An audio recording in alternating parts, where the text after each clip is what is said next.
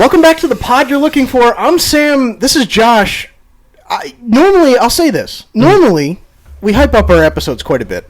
We always start with, we've got a loaded episode. We're chock full. We got a pretty big episode planned for today. Loaded. It is full loaded to the brim. Oh, my goodness. We had a loaded week, bringing it right back into the podcast. That's usually the case. We have an okay week, and then the episode's loaded. This was we both had terrible loaded weeks. Terrible weeks. I could not be happier to be here right now, dude. I had a miserable week. I know we got a lot to talk about today, but man, oh man, like it was a long stretch. So made it through. I'm feeling good to be here. You're still standing. Standing. We got a couple things loaded up for today. We got a couple galactic transmissions. Tell them. We're wrapping up, or we're going into phase 2 of our MCU bracket, where we try and decide in 3 weeks what the greatest MCU project of all time is. So, yes, last week we covered Phase 1 and Phase 2 of the MCU. We picked the Avengers and the Winter Soldier as our two champions from each phase that are moving on to the final round. Today we're covering Phase 3 and 4, every project from Phases 3 and 4. We're going to narrow it down to 2 winners, 2 crowning achievements in Marvel that are moving on to the next round, which we're going to decide the greatest MCU project next week. So we got that loaded up. I watched the first 2 episodes of Welcome to Derry. The Very cool. spinoff, so we're or prequel series, so we're gonna talk a little bit about that, and I'm gonna warn people about that show. Warn people. A little tease. And then we watched a movie last night that just came out. It was a movie. Opening night. It was one of the movies of the year. Of all the movies, it was one of them. Yes, it was definitely a movie of the year. So we've got a lot to talk about. Yes, we do. So plenty to talk about. Yeah. Chomping at the bit, ready to go. I have a lot to say about our one movie review, so that'll be exciting. Good, because I have nothing. Okay. It's going to be very eerie and reminiscent to our Tron review. So, good. And people remember that. Which was one of my favorites to give. Yeah. It was hateful and angry. All right, so we're going to fly through our galactic transmissions here. You want to kick things off here? First things first. We got a little Marvel news. I mean, what would this podcast be without Marvel news? It would be absolutely nothing. Literally nothing. Clinking a tin can outside of a Costco. But for once, this is actually something worth noting. Sure. Usually, I mean, not that it's not usually, but usually it's like, oh, this is interesting. This is actually worth noting. Yeah. We have a report that the Russo Brothers maybe have already been in this kind of role, but that they're directly involved in overseeing the next saga after Secret Wars. Seems like we got a little, like a head honcho here now. Oh, you're thinking Kevin Feige's stepping away, or what do you think? No, I'm just kidding. No. I think Kevin right now, he is so full to the brim. It feels like to me anyway. Yeah. I feel like his touch is there, but I feel like he's more on terms of just like approving stuff than he is like having his hand as deep as he used to.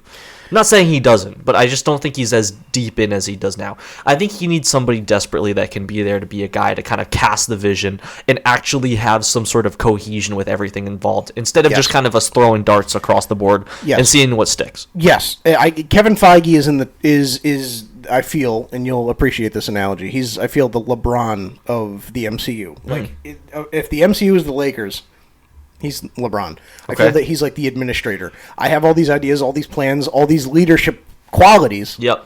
All this talent. I'm distributing it amongst everybody, and I'm stepping back. I feel after the failure of Disney Plus, when it was, let's put out 18 shows a year, and shorts, and special presentations, and holiday specials, and it just, like, only 3 of them worked, I feel that he was like, I can't be doing all this myself. Yeah. And I think he might have even said that at one point. And he had a lot he had to do. A lot on his plate. And what's interesting to me is that the Russo brothers, I feel, had their hands in the MCU. We were talking about it at one point, how they have really been involved since 2014 with Cap, even earlier, technically, because obviously the movie doesn't just get made in a day. However, I feel that like it's just been a slow ramp up for them. It's been a process to get here, and I feel that they passed a couple tests to get to this point. First, it was, can you handle properly a character-driven story like Cap the Winter Soldier? Yep. They passed that test. Then it was, can you still take a specific character IP like Cap, but bring in the Avengers and do the crossover stuff and bring in the team-up atmosphere and introducing multiple big new characters. Black Panther, Spider-Man, you're absolutely correct. And they pulled that off. So then it was, all right, we have this franchise that we've built up for 10 years. Can you cap it off in all the ways that we expect? And they did that. Literally couldn't have done it better.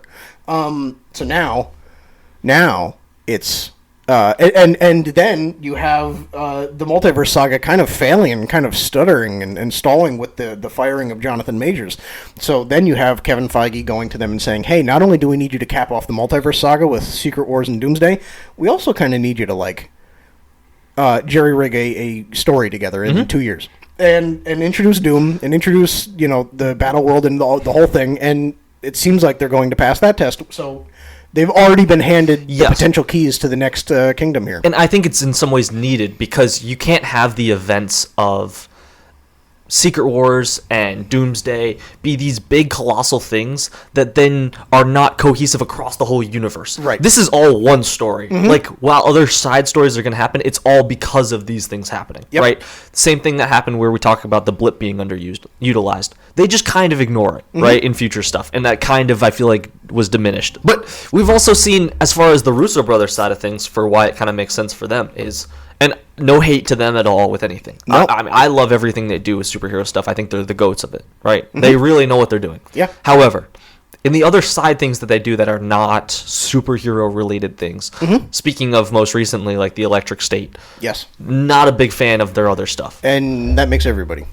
So I don't know what the difference is there, why they just seem to have some sort of ability to work with characters that's in this capacity. But, like, it really excites me to see the fact that, like, as much as I love the movies they've done, to then kind of have that little bit of a rub across the rest of the universe, man. I'm all here for. I mean, it's like John Mayer is a legendary guitarist. Now get him to go sing opera. He probably couldn't. You know what I mean? It's like stay in your niche, dude. Right, exactly. You're unbelievable at this one thing. You're good. Stay there. Yeah, and people are happy to have him. Like, it's amazing. I'm so thankful that the fan base didn't give up on the Russos, or the big movie execs didn't give up on the Russos just because their other passion project didn't work out. I'm so glad that the leash was long enough that it was like, come back to the thing that we trust you to do. We know what you got, yeah. Not, we're going to write you off for this thing even though you've never proven us wrong just because this other thing that you spent some time on stunk. Like, I'm glad that the leash was long enough that they had that flexibility in there. So Agreed. I couldn't be in better hands. Then you have the guy with Thunderbolts, the director of Thunderbolts, with Jake Schreier or Schreiber. He's writing and directing the first X-Men movie to come out after Secret Wars. So just a lot of, like, there hasn't been news about the MCU from Brave New World onward that has been discouraging. Agreed. We've scaled back the TV shows. The only special presentation coming on Disney Plus is a Punisher movie. Like, nothing has been bad. Yeah. It's all good. Agreed. So I'm very, very excited. And with more news of things being announced like that, we just had a report that Doctor Strange 3 is in early pre-production. It is. So When is it? but they're not going to be doing it until after Secret Wars. So again, that might be a little bit of that touch. But now that kind of gives us some speculation that I guess now that movie that we thought that was going to be beforehand, that untitled one, is not Doctor Strange 3. Do you still think that's going to be a thing? Do you think there is going to be a movie? There's got to be. There should be. There Yeah. should be. It's going to be... Panther? You know what? That's another thing that I actually had starred that I didn't write down. There was a report that in Doomsday there's going to be 2 Black Panthers. So would that be Shuri and Damson Idris? That's my speculation. Wonder then if we get the movie right after. We need that, dude. Do you think that's what happens? I hope it's what happens, Yeah. dude. I mean, how good would it just be back to have T'Challa back? I don't care if Kevin Hart plays him. Right. But, like, dude, I just, like, want the character back. You know what I'm saying? Imagine. But I just want the character back. I just want him back. And Chadwick Boseman's legacy lives on through the character now. It's not like you've done the actor justice. You've paid tribute to him. He lives on through the stories you tell with the character. It's okay. Yeah. It's okay. Yep. Like, just bring him back. And as far as just kind of getting our first looks at these movies, that kind of will be first seen when you go to see Avatar: Fire and Ash. Yes. Which we've got some reports on. It's going to be quite the event. It's going to be something, dude. Yeah. It's you clear your calendar for the day. You will need all day. Do not 5 drink, hours do in the not Regal eat, Theater. Just sleep in preparation, I guess. What in the world? Dude, so we just saw or heard a report that basically Avatar is going to be 3 hours and 15 minutes long. That is now confirmed. So, Not including commercials. Not including commercials, which usually when we go to the Regal, it's usually about 30 minutes, give or take. Yep. That you end up sitting and seeing the same kind of ads that you've seen the previous, showings every time. And it sounds like Regal falls privy to that more than anybody. Yeah, from what I hear, it sounds like the AMC experience is a little bit better. But I unfortunately, I think the closest one to us is in it's like 45 minutes away, so it's not going to happen. Right. But because we can't give up another hour of our day. exactly. So I feel like you and I have fallen victim to the age-old mindset of, the movie starts at 5, I'll be there at 5:30 because that's when it really starts, because I don't want to see the commercial for the 6th time, the Cat in the Hat animated movie for the 18th time. Dude. You know what I'm saying? Yeah, thank God they delayed that. Golly, dude. But I just it's interesting, dude, because it sounds like this is going to be like a full reset of like every preview, and there's going to be a new one. It's going to be. Do you want to rattle some of these off that we're going to be? We've got first Avatar? Yeah, I think we've got some Pixar stuff. We've got like Toy Story. We've got Mandalorian and Grogu. We've got Spider-Man dropping. Doomsday, Odyssey. That's 5 right there. That's a lot. That's great. That's 10 minutes of new commercials. Yep. That's insane. And that's not even including everything else that's coming out That's already. a reason to go in and of itself, dude. Yeah. And what's cool is these previews, they've been doing this more and more often, which obviously to incentivize more theater going experiences, But they've been saying, these previews will be added to the socials later on, but they will premiere at the movies. So come see these previews for the first time when they show at the movies, which I just think is great. Yeah, because again, like the last time they did the Odyssey, I don't remember which movie it was for that they did it for. Was it Superman? Gosh, I don't know. It was Superman or Fantastic Four. It was one of them that the first time you saw it was at this movie. Yeah. And might have been Superman. I think it was. Might have been Superman. I think it was. Yeah. For the Odyssey. So first time you see it, and nothing else has come out about it. So if you didn't go see Superman, you didn't see anything about the Odyssey. So I think that's cool. I really do think that's cool. Yeah. At the same time, though, I think it's cool because of how far away it still is. But at the same time, they do need to drop something soon. Sure. Because you just do got to get regular public attention on it. Of course. Which, do we want to talk a little bit about the Odyssey? Because we got some news on that too, right? A little bit, yeah. Nothing crazy. No new commercials, and still no first looks at some of these characters that are highly publicized and highly anticipated. But we've gotten a couple first looks. We got a shot from, it was either Variety or Empire magazine of was it the Romans or whoever wheeling the Trojan horse in across the beach. We got a first look at Anne Hathaway's character and Mia Goth's character in the background. We got a new look at Matt Damon as Odysseus, I believe, right? He's Odysseus. And then we got a couple shots of like the soldiers in the forest, a lot of like the practical sets and everything. Dude, it's just Christopher Nolan, man. Dude, he is unbelievable. Is he the most the biggest needle mover in cinema right now? For non-general audiences? I think it might be, because looking across the landscape, all the other big-name actors, we just talked about this the other week with Ryan Gosling and Leonardo DiCaprio and the Tom Cruises and stuff, they clearly have all had movies in the last year, and it hasn't pulled in the same type of numbers. Whereas Christopher Nolan right now, it's like... He's the man. He's the man. You hear he's got a movie coming out, you got to go see it. And every decade there's that guy. There's there's Stanley Kubrick in the 70s, there's Spielberg in the 80s, there's Tarantino in the 90s, and then Christopher Nolan comes out of absolutely nowhere, and just every movie dominates is a freaking banger, dude. It's just so good. And it's like you haven't lived until you've seen the new Christopher Nolan movie. Even like Tenet. I remember, like, I didn't see that in theaters, but like everybody, it was like that summer if you hadn't seen it, even though the movie makes no sense. That was like a COVID time, right? Yeah, it was. I think yes, it might have been, but it was still like you have to see this movie because it's Christopher Nolan, right? But it doesn't make sense. It doesn't matter. It's Christopher Nolan. Yeah, like it's just like you have to see what he's doing, and what a story to give Christopher Nolan. It's like giving Denis Villeneuve dude, it's the like story of Noah or something like that. Yeah. You know what I mean? Like it's like giving him some enormous scale. Like it's perfect. It's such a good like match. having like bread, little peanut butter, and then just giving that man some nice jelly, grape jelly to spread right on there, and he's gonna craft something up nice. Could not have worded it better. Exactly like that. That's the type of analogy you get after a long week of work. That's right. That's right.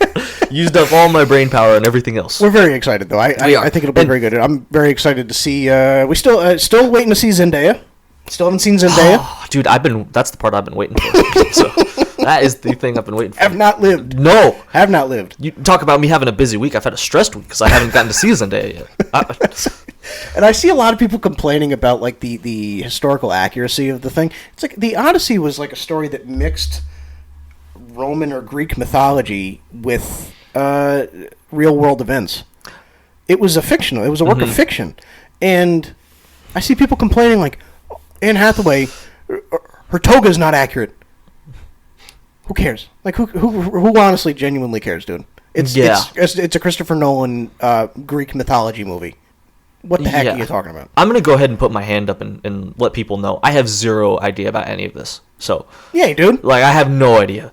And it just sounds like he's pulling out all the stops. Mm-hmm. I do have an idea for us. I want us to do, once we come near the time, like before summer, pre-summer, maybe like in like May. Sure. I don't know, April, May kind of range. Mm-hmm. I think we do a rewatch of the Christopher Nolan stuff, and we do one a week, and we review each one on the pods. Interesting. Because there's not that much stuff that there's still some that I haven't seen. I haven't seen a few, too. The Prestige is one of them, right? With Hugh Jackman and Christian Bale? I haven't seen that one. Okay. Yeah, so that's definitely one. Yeah, so we got to go through them. We'll check that out. Little rewatch, little ranking. Oh, yeah. I think that'd be fun. Oh, yeah. That'll be good. That'll be big. Yes. What else do we got? I think we got a little DC talk. Quick. Do we have to? Yeah, let's just do it quick. Real quick. We just had James Gunn confirm to us that Braniac was indeed going to be the villain of Man of Tomorrow. This was something that most people knew, just because he had dropped a bunch of hints for it. So if you've been online at all, you've seen this. But for a lot of people that aren't, that's what the report is. The movie's going to kind of be set up, again, if you haven't seen these reports, it's going to be kind of set up that Lex and Superman are kind of forced to have to work together because of the sheer magnitude of who Braniac is. Mm-hmm. We're going to see them kind of pair up and kind of try and shift the public perception, for Lex at least, to see if they can be, quote-unquote, the man of tomorrow, and being the future beacon of hope for America, really. And I assume we're going to see Lex try and pull all the stops out to kind of undermine Superman, but at the same time he has to save face enough to, because obviously people are onto him, so they're going to have to work together to an extent. We'll see. There's a part of me, because Brainiac is so big in the comics, and I'm not like a comic, what would be the word? Like, I'm not so deeply entrenched in comic lore that like I can really speak on behalf of comic people. Yeah.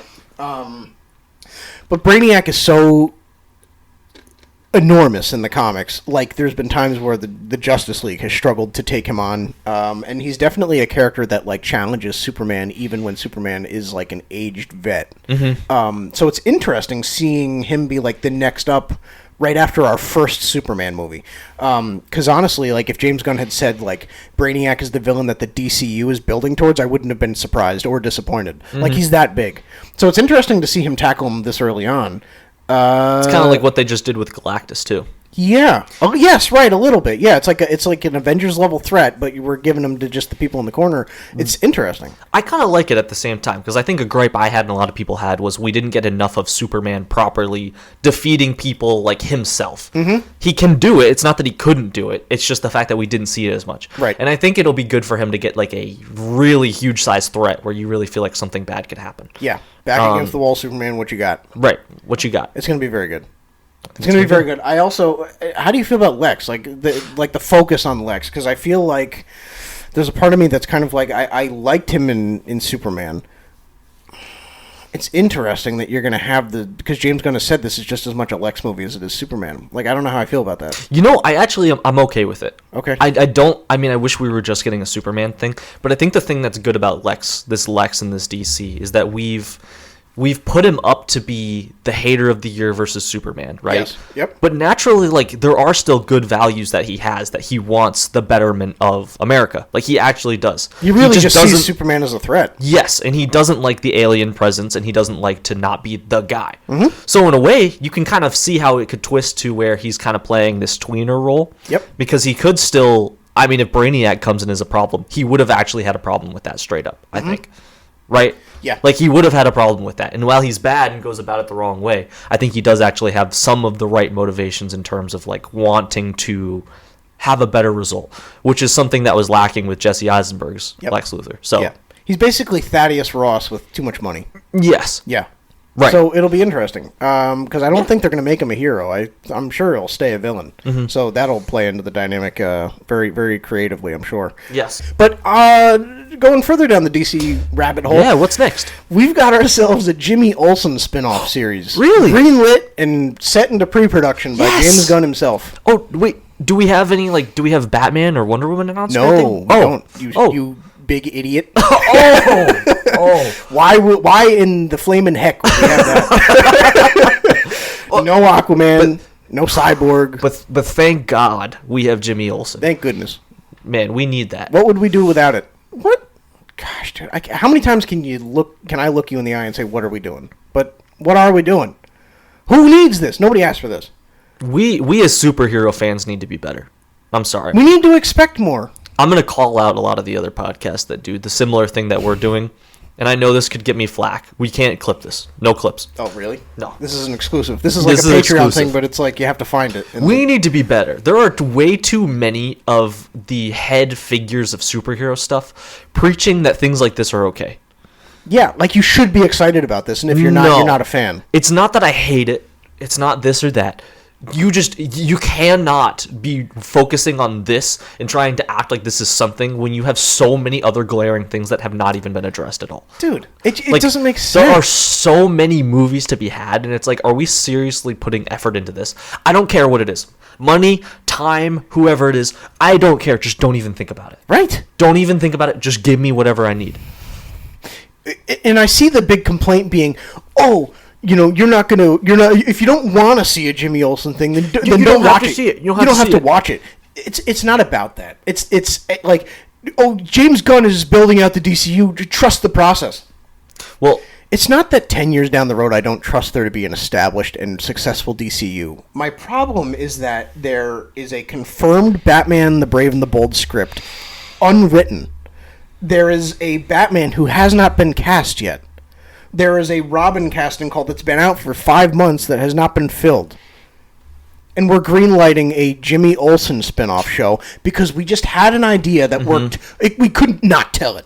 The story just worked too good. No, it didn't. I don't believe you. I don't believe that there's a Jimmy Olsen story so imperative to the lore of the DCU that I need to see this. But this is the biggest problem with this. Why people say, like, you can't just, well, then just don't watch it. Well, get ready.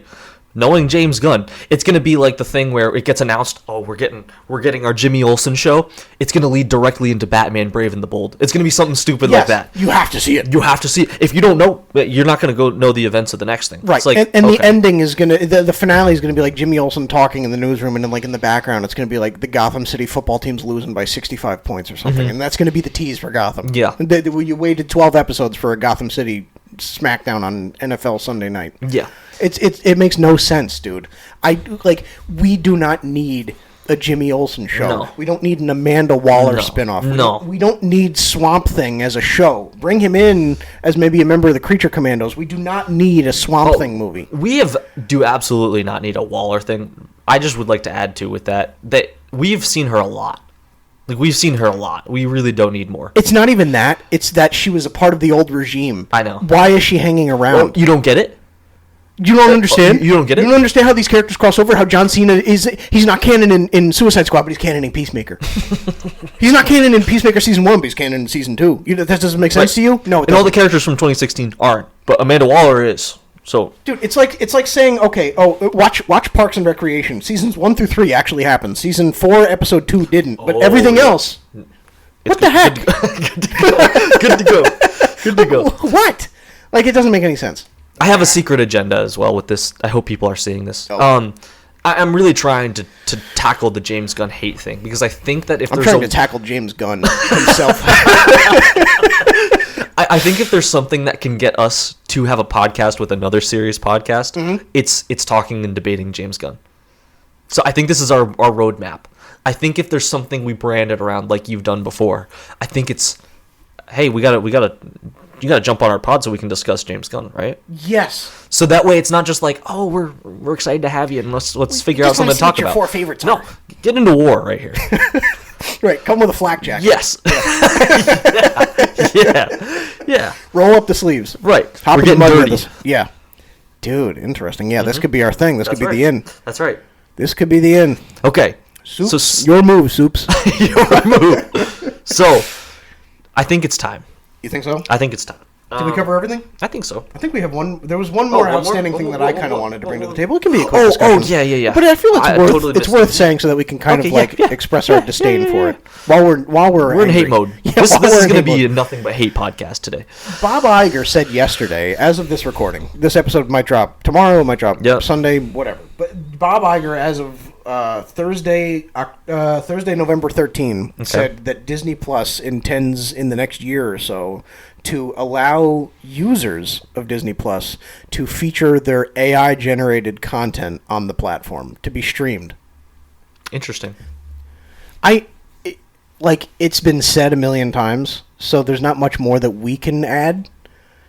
This is, contributing so much to the death of creative media. This is such a bad look on Disney to do this. Disney is one of the... I understand there's money to be made. I get it. I don't relate to it, but I get it. From a business standpoint. This is such a de-incentivizer to, people just, trying to tell good stories that, they're going to be up against AI. It's so... there's room for it. I just don't think it's in film and TV. I don't think that, AI has a place in that medium. I don't. It just makes no sense to me, and I think it's stupid, and it's, discouraging to, actual people that have devoted their lives to media. Mm-hmm. It's just, can AI... Is AI getting to a point where it can do just as good, if not better, than, humans? Yes. But, also, there's, a personal touch that humans bring to their own projects that it's an intangible thing you can't get from AI. Mm-hmm. And I just think it's worth considering. Yeah. I can't add as much to this as you can on this front, but I know for you specifically, you've gotten so much work yourself in trying to have creative mindset and doing your own passion projects and creative things. And to just kind of feel like those things get immediately taken away and diminished by other people just using AI to, boom, do it. Mm-hmm. It's just not the same, Right. I don't know. Like I said, AI has a place. I just don't think it's here. It's to help me study. Exactly. Yeah, dude. I just don't think it's here. I think stay away from it, man. Just, keep pushing. I don't know, maybe make a tab on Disney Plus that's, creator short films on YouTube or something, highlight people who have made Star Wars fan films, Yeah. or Indiana Jones fan films. Don't Do you remember, bring some AI thing into it. Do you remember when there was that old app called Lego Create or something? I do remember that. And it was people would make their short films off Yeah. Lego, something like that. Yes. Because you're That's getting fine. regular people involved, and that's great. Where it's community involvement and engaged, and you do a highlight of the week thing or something like that. I'm totally fine with I think it. that's what's upsetting me is because Iger almost presented it as if this would incentivize regular people to submit their own work, but it's not yours if AI did it. You know what I'm saying? That should be the direction. Right. Is what I'm trying to say, I guess. Yeah, and I totally agree with you, and I think that's really all that needs to be said. I don't know. I just think there's a time and place for AI, and it's just not on Disney Plus or any other streaming service. Mm-hmm. So. All right. So we got a couple reviews to do. I know you got your Welcome to Derry, but first, I want us both to give our personal review. We got to see last night Now You See Me, Now You Don't. Mm-hmm. We did. You ready to give our Now score? You See Me movie. I am ready. Our score of Now You See Me, Now You Don't. 3, 2, 1. 4.5. Okay. All right. 1.2. That's a little extreme. You say 4.5? Yeah, 4.5. Not out of 5 to clarify for people. That's out of 10. I'd give it a 4.5. It's a 2-star out of 5 movie, kind of. It's just a slightly better. We're in the dog days. Maybe it's a 4. I don't 26. know. You could convince me it's a 4. You know what's funny about this series is I personally feel like the order is obviously Now You See Me 1 Amazing. by far. Yes. Now You See Me 2, Now You See Me, Now You Don't. Guess what the Rotten Tomatoes and all the ratings do? What's that? Flipped. The first one is the worst on all of them. Does that not shock you? The third one is not the highest rated. It is the highest rated. Are you kidding me? Yep. I mean, the ratings are still not good. Don't get me wrong. Oh, I'm sure. Yeah. But still, does that not shock you? That is alarming a little bit. Yeah. Because the first one's quite good. It's very good. Even just the star power alone. So this is where I'm going to get this off my chest, man. Sure, go for it. I am so upset. This is the first time I've seen a movie in the history of this podcast that I wasn't watching it purely because I was thinking to myself, I want to have something to talk about on the podcast. Really. Yeah. I was watching this thinking to myself, there's a chance we don't even talk about this on the podcast. Really. You said that before. Mm-hmm. You're like, I just wanted to see it. Yeah. I just wanted to see it. Because Yeah. the second one's a little murky, but I really like moments. The first one I love. I love that movie. Yep. If you enjoy the first 2 Now You See Me movies, which chances are if you get recommended this as a clip or something, you do, right? if you enjoy the Four Horsemen and all that and the whole dynamic there, the characters, what they do, and how cool they look in moments, you enjoy the magic side of things, then don't go to this movie. It's basically, how can we take a crap on everything you loved before and make it almost nothing to do with magic? Really, like, the twists and stuff like that at the end feel too forced to me. They feel too confusing. Yep. And when I try to track it back in my head, I go, like, am I an idiot? Did I just not, like, does this make sense? And I kind of go, I don't think it does. Yeah. I'd need to see it again, I think, to be able to properly, like, diagnose. No, I don't want to. I don't care that much. Me?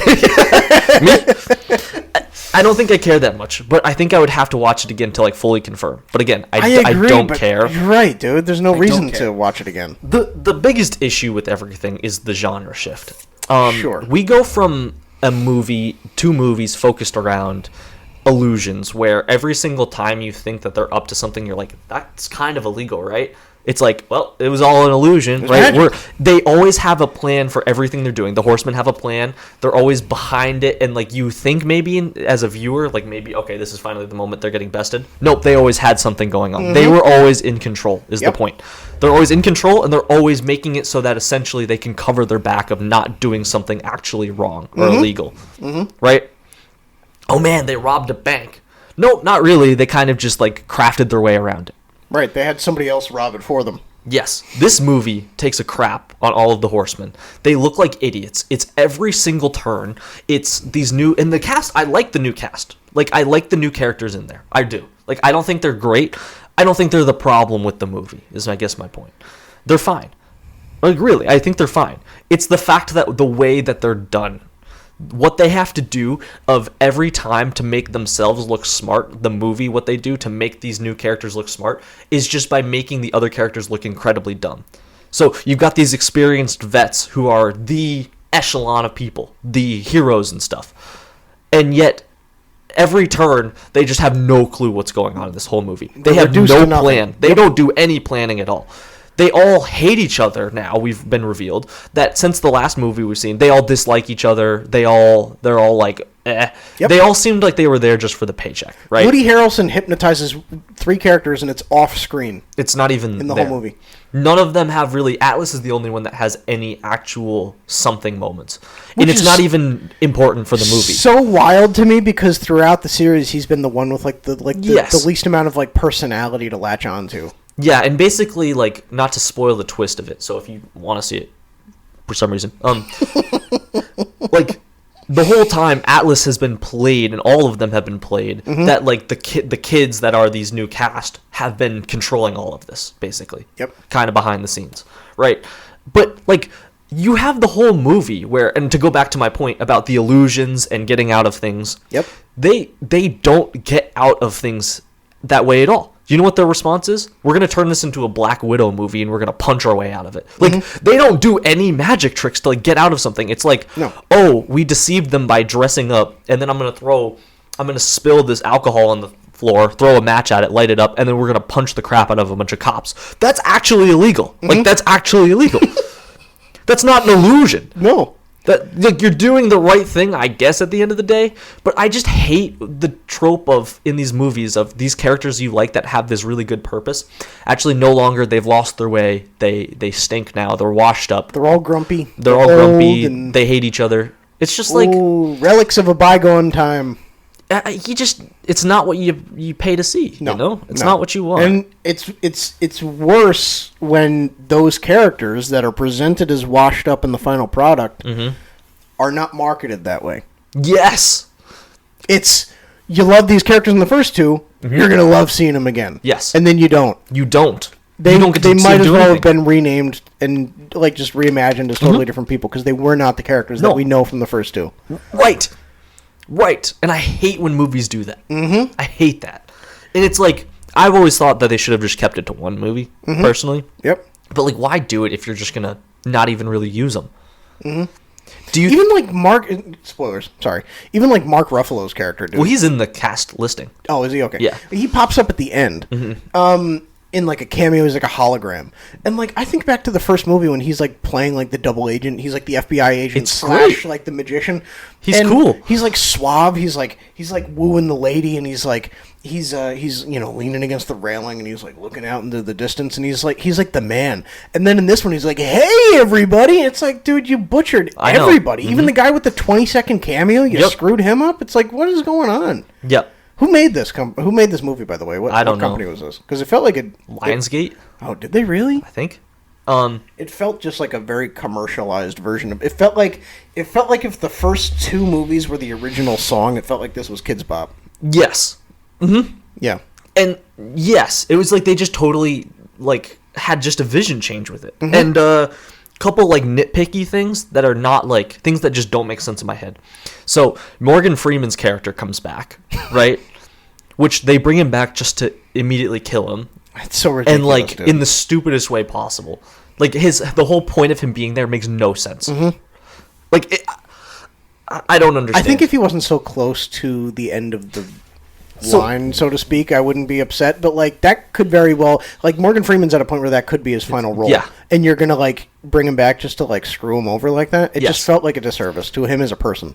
Yes. So now I just want to get into the weird weeds of it. Yeah, of course. It's so frustrating. So the main kid, and I'm totally blanking on his name now. That's how important he was to me. But the main kid who's kind of revealed as the mastermind behind all of this. He was orchestrating everything. He's orchestrating literally Yep. everything. Yep. Including distributing cards. They show it to the Four Horsemen.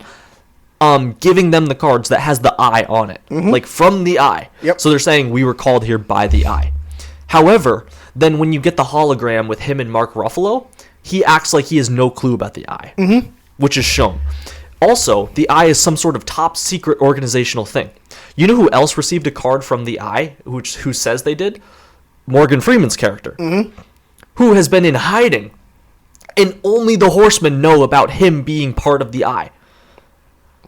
Okay, so this kid just knows all this stuff, even though he acts like he doesn't. So that just continuity-wise doesn't make sense. You also see, and again, this is just what they're telling us from the movie. Like, them directly telling us. This is not me trying to, like, piece things together. You get Henley back, finally, which is great. Yep. And they say that she hasn't seen them since the events of the first movie. Yet then they show Morgan Freeman's character coming up, like the first time he's revealed back to them. She doesn't know that he's not just a horrible person that's trying to like ruin their acts, because that's the last time she saw him. Right. He hasn't revealed as this good guy now who's part of the eye and organization that they're part of, right? No. She starts like crying, and she's like, "It's so good to see you." They like run and they embrace and hug. Like, she wouldn't know that. She like weeps when he She dies. wouldn't know that too. Yeah.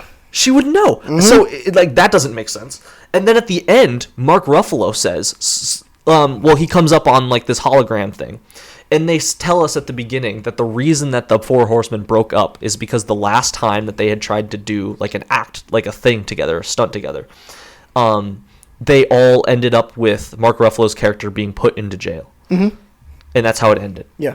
Never to be seen again, I think. Never to be seen again. That's the reason they broke up. So then Mark Ruffalo's talking. He says, "Well, really, the thing is just when you thought I was out, I did all of this, getting put into jail. I did all of this to bring you guys all back together." Of course, the mastermind. The reason they broke up was you going into jail. It's not that they broke up and then you went into jail. Right, they were broke together. up because you went into jail. They were rocking and rolling. So then how are you going to come out and say, "Oh, really, I did all this"? And you can just tell that he did not give a crap at all about it. And that's probably why he was just told to say this, so he went into the room. He probably has no idea that doesn't even make any sense. Right. It's just like, oh my gosh, what are we doing? Just irritating. What are we doing? There's just so many continuity things in it that just don't make sense. And then, of course, with the twist and all of that, like, it doesn't make sense. And I'm sorry, it was really frustrating. And the fact that they have to hold your hand, and every time they do any sort of magic, which there was about 5 magic tricks in this movie, it felt like nothing. Because, again, if you're realizing that everything is like all was them planning it, then every trick and thing that they did inside that house was them planning that. Yes. They had planned that, so that doesn't matter. So it's not really a trick. So that's pointless. They do almost nothing. It's just beating the crap out of each other. Like, or not each other, but like all these cops. Yeah. Cool. Yeah. And like the girl The is villain just stunk. she's flipping over. Oh, the villain, the actor, Oh, it was really bad too. But you know what? It stinks because she's great in a lot of other things. But would you agree? Yes. Did you? I'm sorry, I'm like blabbering right now, but she was really bad. Like her reactions to everything. My brother's back. Mm-hmm. Oh, man. She was very clearly from the jump. Oh, the diamond. Oh no, it's gone. Like it was like that. It was really bad. Yeah. They had some Thor: Love and Thunder level of like dialogue too in this as well. You annoyed me. I'm gonna get you next time. It was like that type of villain. It was like that's not an exaggeration. No, it was like that. It was really bad. It was just very. You know what? what? From the jump, very clearly, like it was evident that every big name actor was there to collect a paycheck, and that's just a bummer because I like a lot of the people in this cast. I'm down to a 3.5. I'm down a whole point. Good. I'll work my way up to a 1.5. Just okay. Like we can just we can meet at a 2 by the end of this. That's good. I don't know, man. It's a movie. It's just a movie. It's a movie. It's a movie. It was a movie that came out in 2025. For that's sure. absolutely it correct. Definitely was. That's a great point. It was one of the movies that came out in 2025. Definitely. Very good insight. Yeah. But it's something to hold us over until 26 when everything just blows up. So I have a question for you. Okay. This is the big thing that I've been needing to talk about. Is Sure. Now You See Me, Now You Don't, or Tron Ares? Tron Ares. And I hated Tron Ares. Yeah. Yeah. I'm gonna say Tron Ares was the most bored I've ever been in a theater. Really? Most bored I've ever been. Wow. I could not wait for that movie to end. Oh, interesting. And like, we're all there. Like our buddies are there. It's like we're just chilling. We're having fun. And I couldn't wait for it to end. Like that's how you know it's bad. I think that was what was entertaining me more than the movies. Every time like the dubstep kicked in, you were just like bopping. Thumping, You were like thumping. feeling it. Yeah. We were That was also killing we me. were having a good time last night though. With our joking, it was a lot of fun. And we were trying to not be too disruptive because you and I got seats like right up in the front. Dude, there was like nobody in the theater, and we take our seats, and I got these like a week ago. Yeah. And these people come in, and they sit one seat away from us, right next to us. It's like nobody else in like the first 3 rows. Like you really can't sit anywhere else. It's unreal. And like we dude. moved a seat over, but it's still like It was all right. us 4 people in the back, and then these people right smack next to us. next It's to like, us. dude, come on. And then they were like putting their feet up. But And it's they're like, come on, dude.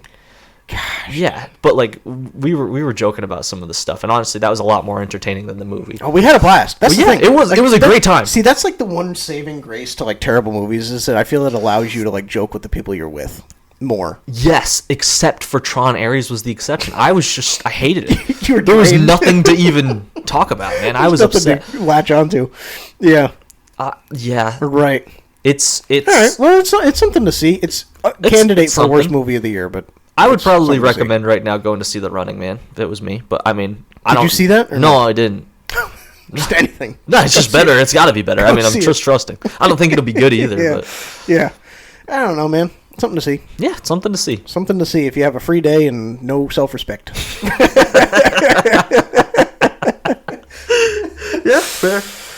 Gosh, dude. All right, you got another review for us. I do, and I'll make this quick because I haven't seen. There's episode 3 is out. Episode 4 is coming out in a few days, so I got to catch up. But I watched the first 2 episodes of Welcome to Derry. Good for you, man. The It prequel series. Proud of you. Well, let me talk about it first. And Okay. Then you can, yeah. Oh, I loved the first It.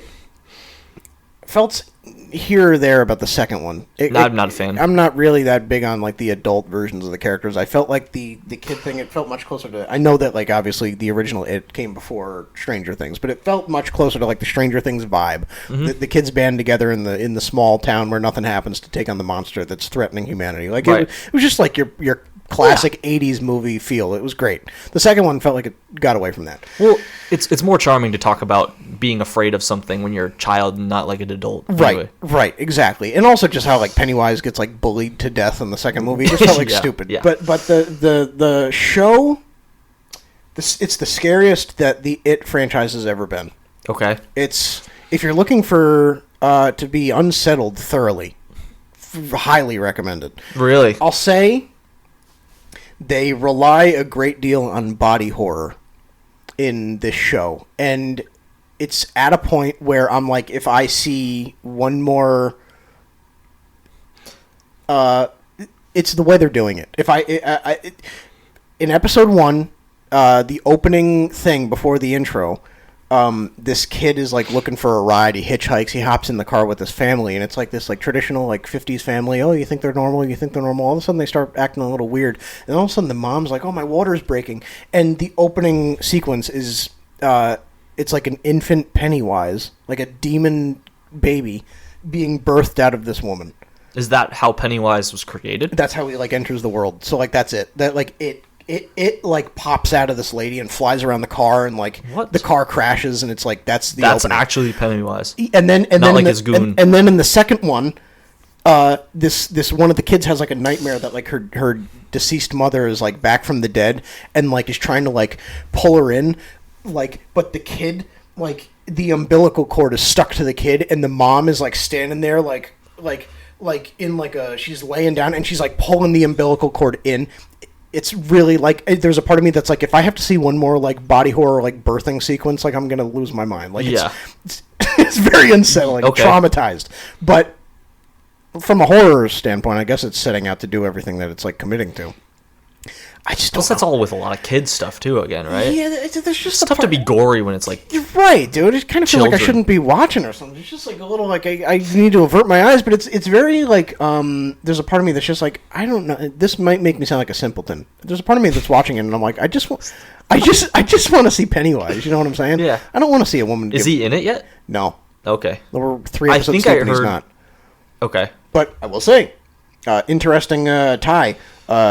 Dick Halloran from The Shining, the guy, the caretaker, or the whatever he was, from the maintenance guy from The Shining, who has like the Shining ability. He's in the show as like a young guy. Oh, so they like link The Shining with the that's franchise because they're both like Stephen King properties. That's cool. It's cool. It's like the Beach Ball in Pixar. Right. If you're a Stephen King loyalist, this is the show for you. I'm struggling a little bit. Yeah. Because it's a lot of body horror, and I don't do good. Like, I still haven't seen John Carpenter's The Thing, because it's like a lot of like body horror stuff. Like, I struggle with body horror. It just makes me very uncomfortable. So I'm struggling with it myself. But if you're into Stephen King stuff, it's another trusted, high-quality project. There's a sequence where this kid is like walking through a grocery store, and like you start to like pick up on it. It doesn't show it right away, but it starts to show like she's walking through the store, and she's like, we're just getting groceries and stuff to bring home to her mom. And people are like, all of a sudden you start to recognize like people are like kind of looking at her when she's walking by, and then all of a sudden she'll be like standing in the aisle, and like some guy will just like pop in like that. Oh, and then like she'll be walking, and like the camera will be low like on her face as she's walking, and you'll just see like a guy like his face will just like pop up and then like shrink back down. It's like very creepy. Like that stuff is great. It's the body horror stuff I struggle with. But yeah. Well, it's tough too when usually with horror, like the characters that feel like the ones that end up dying are the ones that feel like they should be getting it. Right. Where it's like this, it's like probably like cute little innocent kids, and you're like, yes, yeah. It's just it's something, man. I don't know if I'm gonna make it all the way through. I just want to see Pennywise, dude. We're 3 episodes in, we still haven't seen him. Okay. I think the season's only like 8 episodes long. I just want to see him. So I don't know. We'll see. But okay. All right. Bracket time. This is the big moment. You want to walk us through? All been waiting for. Phase 3 and Phase 4. We're gonna lock in here. We're gonna pick our winners. We've got Avengers. We've got Winter Soldier. Who joins the cream of the crop? We're about to find out. Well, I want you to go ahead and walk us through, because you set up the bracket this time, right? I did. Yeah. So you got that set. It's all good. Happy to do it. But we got our Phase 3. Yep. Let's take us through matchup 1. We had an odd number of projects in Phase 3, so we couldn't have two buy movies. So taking the buy, I just feel like consensus Infinity War is like the one that people regard as the best Phase 3 movie, best Marvel movie, but we'll get to that later. So Infinity War gets the obvious buy. And that leaves, I want to say, 10 movies. Okay. Back and forth. Fight night. We got to see. Who going to come out on top? So Infinity War gets the bye for all these first 5 matchups. And then when we have our winners and we have our remaining 5, Infinity War will slot right in. All right. Locked in. Kicking things off, we got Guardians of the Galaxy 2 versus Spider-Man Homecoming. This is challenging. I know you're. This is a good matchup. I know you're high on Homecoming. I'm high on Guardians too, but Do you want to give our answers quick? Yeah. 3, 2, 1. Homecoming. Guardians 2. I know you don't like Guardians 2, dude, but I just think it's a better movie. I'm struggling. Homecoming. Yeah, I'd probably go Homecoming though, to be honest. I mean, there's Guardians 2, but there's also Homecoming. So you could just do that and have that move forward. But Guardians 2 is like I think it's the best comedy in the trilogy. I think it's the best soundtrack. Here's a question for you. I think it's the best reveal with Ego killing the mom. Dude, stop it. You're telling me that when you watched that for the first time and he was like, it broke my heart to put that tumor in her head. You're telling me you didn't be like, I was a little surprised, but it's like Ego doesn't. I did not like Ego stuff at all. But like the Yondu stuff is great, and like Peter struggling with daddy issues the whole time, and then finally finding that father figure at the very end in Yondu, realizing that like he was not perfect, but he was like the guy that he needed. Like there's special stuff in there, dude. There's some, yeah. And I feel like it's just a slug of a movie, I think, to be honest with you. But it's like true to the Guardians, and I just feel like Spider-Man: Homecoming disservices the character of Spider-Man. That's fair, but if we're just talking with the movie itself, though, I would always rather watch Homecoming. Always. Always? Always. But it's a Peter Parker movie, and then Spider-Man's in the background. It's not a Spider-Man movie. You know what I'm saying? Yeah, but it's Homecoming, man. If I will let you pass it through, since I know you care, I will let you pass it through if it means I get to eliminate it next round. Because I guarantee you whatever comes next is going to be better, unless it's like Ant-Man. Well, you know what? If that's the condition, I don't think either of these are going to make it through the next round. So okay, well, I don't have the bracket in front of me, so I don't know what's next. But who next? Well, then again, now I'm thinking of like the Vulture reveal, how he's like Liz's dad, and then like the car sequence Dude, when that he's sequence looking is in, so good. And the second I'm totally not even arguing. The second the light turns green, and he's like, "Good old Spider-Man." It's really good stuff. My problem is just that it's a Peter Parker movie. Like, so many people complained that like Andrew's movies didn't really focus on like Peter Parker the person. They focused on like the stuff with the parents and the whatever. So like I understand that this was trying to be a departure from that and try and get back to the root of Peter Parker as a nerd who loves his aunt and loves his friends and just wants to like stay out of the limelight, and now he's Spider-Man. Mm-hmm. I understand all that. It just felt like it was too Peter Parker heavy, to where I'm like, when he suited up, you forget that this is a Spider-Man movie. Because it feels like it's just Ferris Bueller's Day Off. Yeah, I respect the gripes about about Homecoming. I just think Guardians 2 is worse. I think they're very even. You know what? I'll give you Guardians 2. I'll give you Guardians 2. I'll give you Homecoming. No, I'll give it to you. That's just the type of man I am. I'm generous here. I'll give it to you. You don't think? This one's on the house. Do you think either of these would have beaten out any of the others? Like Ant-Man and Wasp, things like that. Yeah, both of them would. Well, I'll quote you from last week. It ain't gonna matter. Ain't gonna matter. It ain't gonna matter. All right, so Guardians 2's moving on. Are you sure? Yeah, I love that movie. Okay, all right. Big up Ego. Next up, we got Black Panther versus Far From Home, and I feel that this is quite easy for me. Yeah, this is easy for me too. 3, 2, 1. Black Panther. Home. No, I'm kidding. I'm kidding. Dude, my heart just dropped. Black Panther. It's Black Panther. My heart just dropped, dude. Killmonger rocks. Golly, dude, the whole movie rocks. I would take both Homecoming and Guardians 2 over Far From Home. But I would take Black Panther over both of those two. 100%. Okay. I totally agree. Okay. Black Panther's like a sneaky top 15 for me. I love Black Panther. Really? Okay. It's a really good... Aside from the wonky CGI in that final fight between him and Killmonger, the movie's just unbelievably good. Yeah, I like it a lot. Unbelievably good. Mm-hmm. Just very, very well done. Yep. And I can't watch it because it kills me how we're never going to see Chadwick in the role again. Like I know. Like, it's one of those movies I have a hard time with that, too. Yeah. I just can't see it again, dude. Same reason I won't see, 42 ever again. It's a Chadwick Boseman thing. Dude, In the Stars, man. It's one of the best. Mm-hmm. The whole movie's just perfect. Yep. It's great. Perfect for the character. Yeah. So, right. and Far From Home, let's give it its props. Let's give it its props. Mysterio's fun. Let me list off all the positives. Okay. Let's move on. No, Mysterio's okay. Yeah, he's I love Jake, but I think also he's not comic accurate. I like Jake Gyllenhaal's good, so it's like I like Mysterio, but also I think Mysterio could have been done better. I don't like how heavily involved Nick Fury and Maria Hill are in that movie, only to be Skrulls. Right. But the biggest prop of all, it's the greatest reveal in the MCU, I think, up to that point. Mm-hmm. The reveal that Peter Parker is Spider-Man. It just sets up, though. Just to set up stuff. Awesome. Yeah. And that wasn't the ending, right? That was the post-credit? So is that the best? Yes. It's ended that... It's the cake of the best post-credit scene. You see it, but you don't actually see him reveal him until the post-credit. Yeah. Right. I think it might be the best post-credit scene in the MCU. Yes. Yeah. But it still kills me that we didn't get that deleted scene. Have you seen that? The opening where he's sequence? Fighting people in a bank or something? Mm-hmm. Yeah. That's so much fun. And I think that's what that movie's lacking a little bit. A little bit. But what are you gonna do? What are you gonna do? Kick to the curb. Okay, bye.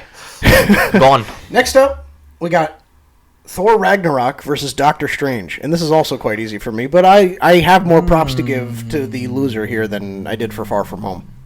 This one's tough for me. Is it really? Is it really? No. I like the one movie more than I think most people do, but anyway. I think I agree with you, but okay. I think we both agree on the winner. 3, 2, 2, 1, Thor Ragnarok. Yeah. Okay. Ragnarok wins, of course. Yeah. But Strange is a visual marvel. I like Doctor Strange, okay? Yes. It's a fun one to me. Yeah. You're right. I mean, it should be easy. They're both around the same, like, 4 MCU movies, if that makes sense. Mm-hmm. Like, I'd probably have the one 4 higher. Yeah. But, you know what I'm saying? They're kind of in the same category. In a list of, like, 30-something projects, right. it's 4 apart. Yeah, they're close enough. But, yeah, I think Strange is visually fantastic. The Ancient one is great. It's great. We finally get Wong. We get Strange. Mm-hmm. Yep. And Benedict Cumberbatch is one of the best casting jobs for a while, to the point where people were clamoring for him to, like, succeed. Like RDJ is the like figurehead of the MCU after Endgame, and obviously he didn't. But that was like how much people trusted him in the role. Like he's been great. Nails. Even the villain, was it Caecilius? But then there's just like some stuff like the Dark Dimension stuff. Dormammu was just kind of wasted. So yeah, just a bummer. But visually, Dormammu, I've come to bargain. I mean, and that sequence is good. Yeah. But, yeah, I don't know. It felt like something's missing, and I since I've seen that movie, I haven't been able to put my finger on what it is. It's just I walked away from that feeling like it wasn't a complete experience for me. Mm-hmm. Maybe it was just that you were coming off of your Captain America Civil Wars and your Ant-Man's. Was that 2016 that Strange came out? I think it was 16, yeah. 16? Okay. Mm-hmm. I just didn't. It was right before Black Panther, I think, right? Yeah, I just didn't get the same satisfaction out of it. You know? Okay, yeah. But it's great. It's great for what it's trying to be, you know. But I think it was literally just an origin movie. It was the first time the MCU really was just like, all right, we're just like giving you these characters just because they got to be here when the Avengers get back together. Right. Like that was the first time I think you really got that vibe. Yep. If it wasn't Ant-Man, it was definitely Strange. Yeah. Where it was like, all right, well, now we're just putting these people in here to get them into the team ups, you know. Yeah. So, but yeah, I think Ragnarok moves forward. Yeah, the only good Thor movie. Yeah, dude. Yeah, yep. And that goes 100% without saying. I think consensus. All right, so we're gonna go through Phase 3 of the MCU. I think we were hoping for Phase 3 and 4, but we're a little short on time this week. So we're gonna save Phase 4 and 5 and the final round for next week. Right. Plus, little preview. Cam's coming on too again. So the return of Cam. He'll be back. It's gonna be huge. Yep, we'll be doing our Wicked review, and then we'll be finished up with the bracket. That's going to be so big. It's going to be 2 things we're talking about. Dude, MCU awesome. Bracket and Wicked. But you and I were talking about it. We were originally going to do Phases 3 and 4 today, and then give Phase 5 in the final round next week. But also, there's a lot of projects to hate. And I don't want to rush it. And Cam will have a lot to say about the Phase 4 project. So we want to bring him in on that. But all that being said, what do we have? We have Ragnarok moving through. Is that so? Ragnarok all right, moving so we have Ragnarok. We have Guardians 2, and we have Black Panther. Next up, we have Civil War versus Captain Marvel. Ooh, the old David and Goliath situation. This time the scripts flipped. Oh, the kindergartners wandered into the 5th grader room, didn't he? Let's change up the story a little bit, shall we? Should we do that? What's that? Just for fun, like when we get to Phase 4. What? And there's just like 85 projects. Should we just like push one random one through? Like yes. I Am Groot or something? Yes. Okay. All right, so Civil War and Captain Marvel. Yes. Who you got? 3, 2, 1. Civil War, of course. Civil War. Of course. It goes without saying. We'll probably save the Civil War talk until it's up against a formidable foe. Yeah, plus we already did the Russo Brothers glazing earlier, so... Can you even think of any kind words to say about Captain Marvel? I'm struggling. Again, it suffers from we need this character in Avengers, so we're just going to make this movie. It just felt like it was the first time in a Marvel movie where I'm sitting there in the theater and I'm like, oh, so you're not invincible. Like, as a company, like, you can make a stinker. Yeah. Stuff. And it was a little bit... How hilarious is it? Infinity War, Endgame, smack in the middle. Isn't that so Captain funny? Marvel. Yeah, it was Infinity War, Ant-Man and the Wasp, Captain Marvel. Oh, I Endgame. forgot that came out too. Yeah. Yeah, it was just two good ones. Just 2 pieces of fresh rye and then just big turd in the middle. Oh, good. the opposite of spreading the jelly with the peanut butter. Dude, again, J and PB. Flawless analogy. But yeah, I think Captain Marvel is one of the easier eliminations we'll ever have to make. Goodbye. Yeah, see ya. Go ahead. And then we have the big kahuna. We have Avengers Endgame versus Ant-Man and the Wasp. Another difficult thing to consider. But 3, 2, 1, Endgame. Endgame. Yeah. Goodbye. And Ant-Man and the Wasp. I know people who like this movie. I respect them for it. I do. Yeah. And you respect them. Well, it's like it's a fun. I want names. It's a fun heist movie. You got your stuff in there. I think it's like you put out a Saturday morning cartoon right in between two big blockbuster movies. Like it has no place being in the continuity of the MCU where it is. The only thing it's good for, and it literally feels like it was just made for this, is that final sequence where everybody disappears and Scott is stuck in the quantum realm or whatever. Right? Whatever happens. I'm trying to remember. But you know, with the MCU, a lot of times you have most of the movies you're going to end up being kind of in line with what the public perception is. There's a few that you either like a little more or like a little less, and that's just kind of how it goes, right? You get a few. Ant-Man and the Wasp is probably one of my least favorite in the MCU. It's really not good. Like, it's like least favorite. Like, I'm talking like there with She-Hulk and Captain Marvel. Like, it's in that like elk. I'm not a fan at all. Like, I love the first Ant-Man. Like, are like, most people consensusly, I feel like, are like, it's solid. It's okay. It's solid. No, I think it's terrible. And again, this goes back to your conversation about how comic book fans are like too accepting of certain things. Yep. I think that it got caught up in the hype over Infinity War and Endgame, and it received too much of that hype that it didn't deserve for itself. Right. And also, you took Walton Goggins, who in my mind is a top 5 working actor today, and you freaking wasted him. You wasted him. You can't bring him back as some other thing. I guess you could, but people would know. Top 5. I love Walton Goggins, dude. I love me some Walton Goggins. He's good. He's awesome. He's one of the coolest guys, dude. But you wasted him. Gone. And it seemed like he was having fun, but I wasn't. So what's it all for? Doesn't matter. What's it all for? All right, now round 2. We have Infinity War versus Guardians 2. Are you serious? Yes.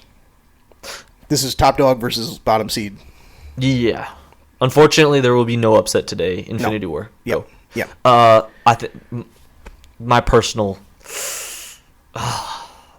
top 3 MCU easy. Maybe my 1. Yeah. Maybe my 1. I don't know if it's my 1, but it is top 3. It's in there. Yeah. This is a contender for me. This might be like a winner of all total. It could be. Could take the cake. It's everything the MCU was building towards pulled off to perfection. Yes. Like from a execution standpoint, I'm not sure the MCU will ever be better. Just a well-oiled machine that was just chugging along for 3 hours, and you did it. You didn't. I don't want to say you landed the plane because it ends with all the characters dead in the cliffhanger, but you successfully flew the plane for 3 hours. Yes. I'd argue in some ways movie. it's a pioneer of sorts. When have you seen like a movie like that be so dark in the way it ends like that? Yes. Like for this style of movie, I don't mean in general. I know that other things have done that. There's stories about when movies first became a thing, that theaters were opening for the first time and they were testing out the movie format for the general public, and people couldn't understand that what was happening on the screen wasn't happening in the room. And so there was I don't remember what it's called, but there was a short film when the movie theater experience first began. And it was a short film, and it was literally just a shot of a train coming at the camera. And it was somebody just sat on the tracks and recorded the train. And it's famous because back in the day when people first saw it, when the train was getting close, people started to flee the theater because in their minds they were like, it's coming. Like, we got to get out of here. And people couldn't process the fact that, like, the train wasn't actually going to, like, burst through the screen and, like, kill everybody in the theater. And that, to me, is what the ending felt like. When all of the main characters died, and the audience was just left there with the villain having succeeded, I remember that, like, people would not stand up because there was, like, a complete lack of comprehension that, like, that's actually the ending of the thing they just saw. There's no way this much anticipation led to that. Like, I know there's a movie coming next year. It doesn't make sense. It still doesn't make sense. Right. Especially when you built it up the way you did, where Thor makes his triumphal return, looks crazy. You think he's dead. You think Thanos is dead. and then just for all to be like kind of confused, and you're like, because you don't know exactly what Thanos has like kind of alluded to what he's gonna do, but you don't really know what he's gonna do, right? Right. And then just boom, they all just disappear. It's Yeah, like, dude. what do you even do with It had that? never been done before, and it probably never will successfully again. Well, to the there's impact. going to be something in Doomsday where Doom wins and the Battle World starts and Yeah. everything, but now you've set the standard, so people know what to expect. Yeah, People expect it's the villain to possible. win, you know? Same with, like, Across the Spider-Verse, how Spot kind of has the upper hand, you know? Gosh, So yeah. it's Give me salivating. a game changer, a standard setter, likely a top dog contender. So we'll have to see. But we have Betting odds have it at minus 200. Streets are saying. really throw all the money on the table Underdog now. fantasy or I don't even know. DraftKings. DraftKings. That brings us up- to our sponsor of our pod. Next up, Just kidding. next up, we have Avengers Endgame versus Thor Ragnarok. And I think this is tough for some people. It's not really tough for me. Okay, yes. We're a pro Endgame podcast. So 3, 2, 1 Endgame. Yep. Yeah. We're an Endgame podcast. What you gonna do about it? I will argue with people that Endgame is better than Infinity War. I would be on the other side arguing that it's not. Well, then that makes for an interesting interaction in about 5 minutes.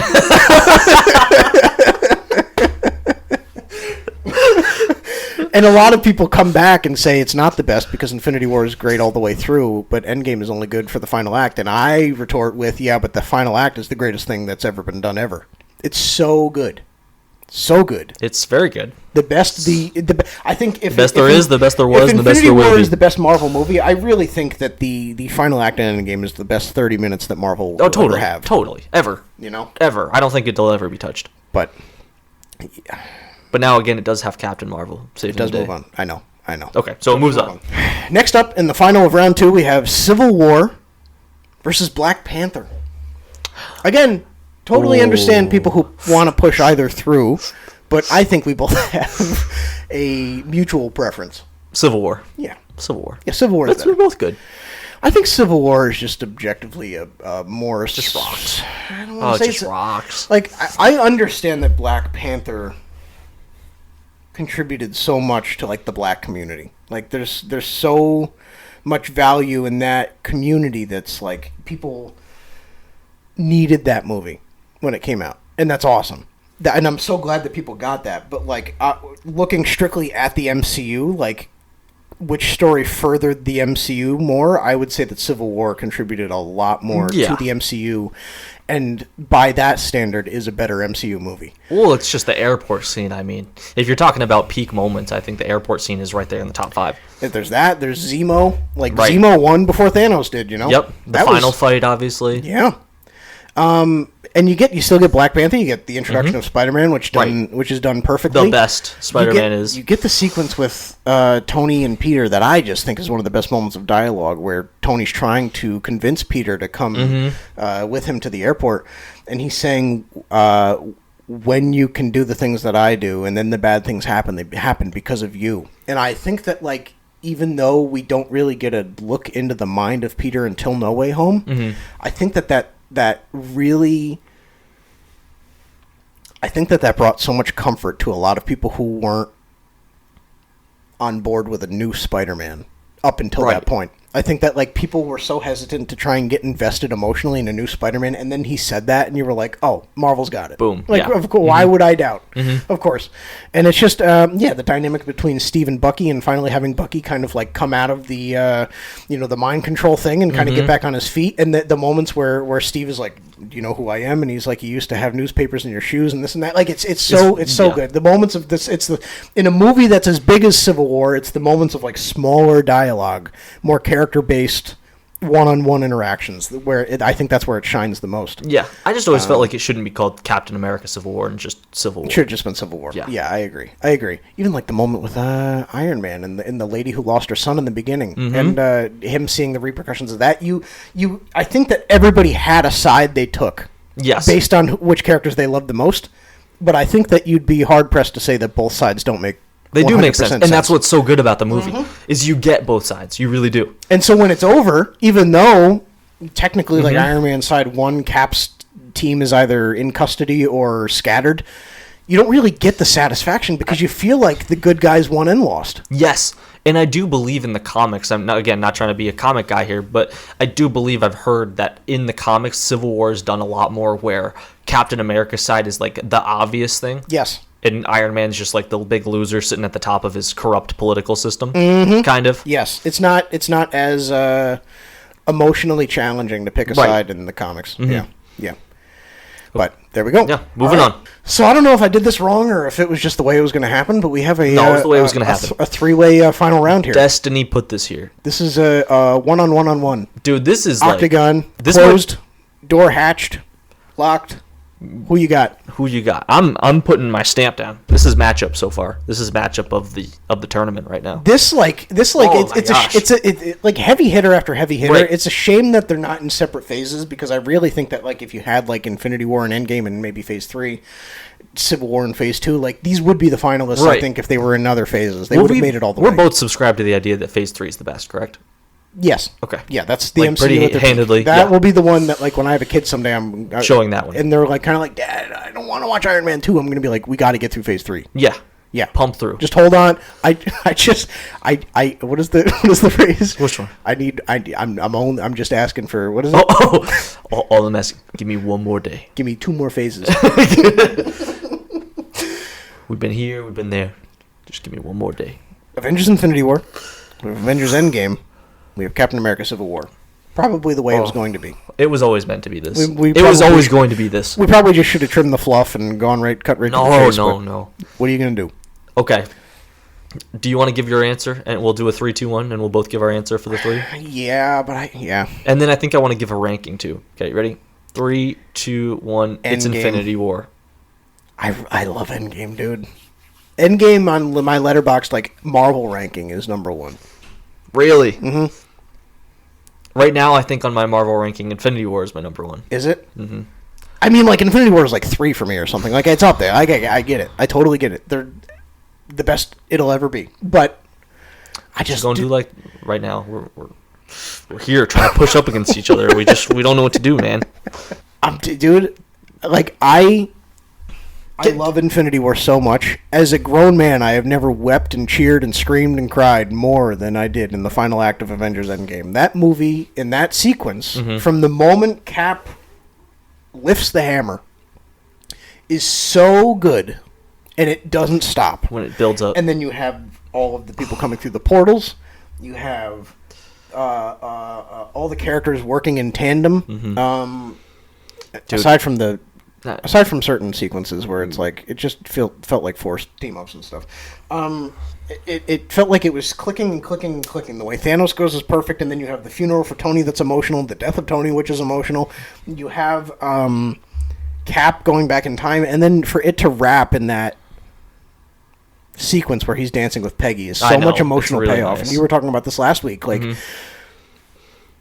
it's a shame that like so many people saw Cap, being like, I had a date in the first Avenger, and then it's like you had no chance to really recoil from that because you had Avengers coming up next year, and it was already like, keep moving. Like, right. don't process, just keep moving.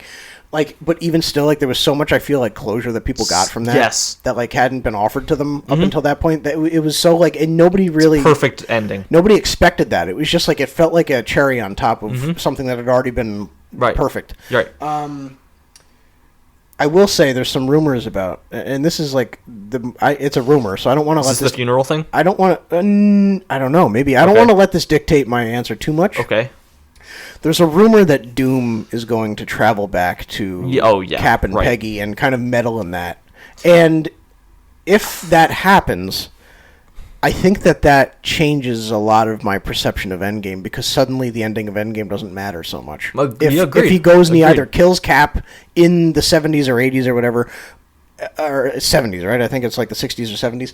If Doom goes back and he kills Cap, or he like gets Cap to join his side because Cap thinks he's Tony, or if Cap comes back and is just a part of the Avengers again, or if he kills Peggy, if any of those things happen, it dampens the effect emotionally for me of Endgame quite a bit. There's nothing that could be done to dampen the effect of Infinity War. So I understand. Right. I just think Infinity War is a much cleaner movie. Like, sure. start to finish, it makes sense. You get immediate action. Like, I think within like the first 10 minutes is when Loki's dead in Thor's arms. Like, you get that whole sequence. Thanos is built up so well. They just kill off Heimdall like he's nothing. Yeah, you get the cool sequence in New York where Spider-Man comes through. He gets his cool entrance. Like, everyone has like really cool moments, and in some ways with Endgame, there's so many characters, which makes it cool. But it's the core people you really want to see in Infinity War. The story makes so much sense. In Endgame, there's a lot of like loose end kind of stuff where it's kind of similar with what we were just talking about with Now You See Me, right? Where you're like, does that really make sense? Like, I kind of have to really think through that, and I'm like, I don't know if that actually makes sense. And Endgame has a lot of moments like that, where it's like kind of plot holy, right? I'm not saying it is, but it's a little bit on the fringe. Infinity War is just a perfectly through the movie, right? I always prefer movies that, not that I prefer movies that end bad, but movies that end bad, like, just automatically give like an extra point to me. I don't know. There's something about it. It just feels very bold. The edginess, the boldness. That's a great word for it.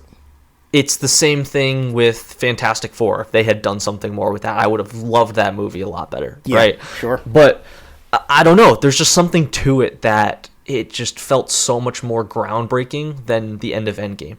I think everyone seeing Endgame could have seen that possibly would happen. Was it so emotional and obviously incredible to see everyone come together like that? Yes. Yeah. Absolutely. And it was great to see that on screen, all of that, right? But what feels like it's impossible is the ending of Infinity War, right? Like the way all of that comes together. And the whole battle on Wakanda is... No, not Wakanda. Yeah, it was Wakanda. Wakanda? Yeah. Dude, and then Thor's entrance.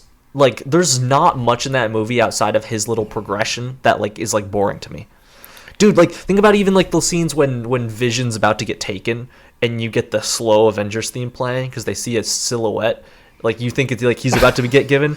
And Cap pulls up. Like, the first time you've seen him since, like, the Fallout and, like, the theme's playing. There's just so many cool moments. Like, Thor is, like, a dud in Endgame, and I know that's not the end-all, be-all, but, like, he is, like, the main thing. The only thing that in Infinity War that bugs me is the same in both. It's just the Hulk situation. But, like, the way he's so shy, he can't come out, like... I hate that they reduced Mark Ruffalo to that because Mark Ruffalo so clearly can play the emotional side of Bruce Banner, and he just never has. Yep. It's irritating. Yep. I don't know. It's just more to me, and I think it's just a better movie straight up. And I think the moment of them all dying at the end is so much is very impactful. And I think the only thing that Endgame really stands on as much is just the last act. The final act. Yeah. But that's not to say that I don't like absolutely love the movie. It's just when you're dealing with peak and peak. I guess if you're looking at a movie that's a 10 out of 10 because of its final act and then a 10 out of 10 because of the whole thing, like you just have to default to the one that's a 10 out of 10. I get it. So, altogether, I think we did pretty good. Yeah, we have Marvel's Avengers, we have Cap the Winter Soldier, and we have Infinity War. Mm-hmm. Feeling good. Good. Cream of the crop. Top dog. Mm-hmm. Yeah. Let's go. On a Phase 4 and 5. On a podcast note, dude. You got to be ready, strapped in. The next couple months, we're going to be dialed. This is actually the last week where we have nothing substantial. Substantial to talk about. Yeah, it's really nonstop until next December. Yeah, next December. This upcoming December. I think we have like a show or a movie to talk about every week for the next year. Mm-hmm. So this is it. We'll be dialed. I think it's worth saying. We're about to cross 2 million views across all platforms. Yeah, that's really cool. It's been enormous. Yeah. And so much bigger than we anticipated. Mm-hmm. I remember when you and I were putting this podcast together, we were like, let's just do this for fun. Yeah, and we're still doing it for fun. Because you and I would chat at the gym or whatever about movies or whatever, and we were like having so much fun doing that. We just wanted to kind of like give ourselves a reason to like save the conversations. And it's grown into a thing where now we have like people that we know and love listening. We now know and love like people just who have found us on the internet that listen and come back and comment pretty regularly. And it's been so awesome. And we don't have a big enough community that we can really speak to a bunch of people yet, but I would hope that somewhere down the road it gets to that point. But until then, I think we're just so enormously grateful to everybody for tuning in and for watching and supporting and choosing two guys who just like to talk about movies like the rest of the world, you know? That's right. It's awesome to be doing this with you guys, and there's nobody I'd rather be doing it with. So Wow. It's been very exciting. Bring a tear to my eye. Got to lock in here before we. Wow, dude. It's been a last addressing to the people for a while, you know. Yeah, dude. Not really. We're Until next Friday. I know, but we're staying locked. Yep. And we have a lot to look forward to. So yes, yeah, that's right. You feeling good? Yeah, I'm feeling good. But as always, what disappears wasn't meant to stay.